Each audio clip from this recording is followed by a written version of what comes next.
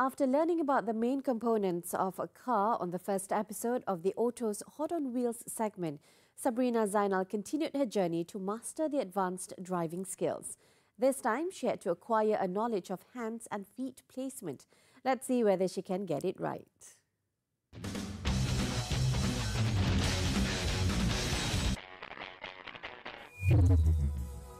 Hi, welcome back to another episode of Hot on Wheels Advanced Driving.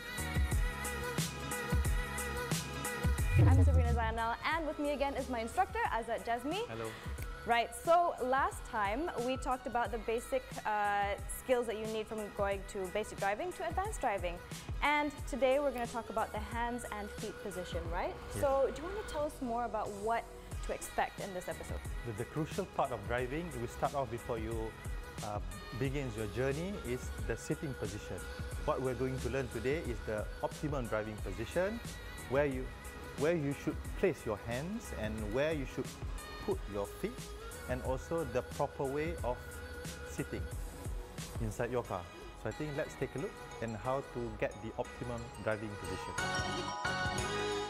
We want to sit as low as possible to ensure that we are closer to the chassis instead of on top of the chassis, and also it will be close to to lower down our center of gravity. Secondly, now some of the drivers, they normally drive like this, too casual, too far away. The problem is, if we want to turn the steering, you have to lean forward, and it is not the suitable way. Some of the drivers, they tend to sit too close to the steering wheel. The problem is, it's very hard for them to turn the steering, and on top of that, if something happened to the car, the airbag, which has a speed of 250 to 300 kilometers per hour explode, it will hurt them.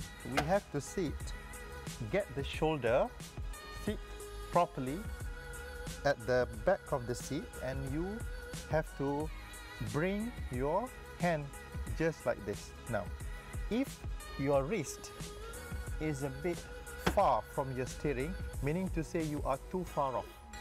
So if you are sitting too close to the steering wheel, the wrist should be further up. So now what we need to do is we have to bring the wrist just on top of the steering wheel. And what about the thumbs? So those thumbs should be at the 9 o'clock and also, no, at the 3 o'clock and also 9 o'clock. So this is the thumb. And people might be asking, what is the level of the steering? So the normal way to know is the thumb, the level of the thumb should be just approximately the same level of your shoulder. Do not hold the steering firm, too firm. You have to put the steering just casual, but a bit more relaxed. We have to sit straight and try to lock your body using the third pedal. The third pedal for the auto car, or the fourth pedal, or the dead pedal for the manual car. You have to use your left foot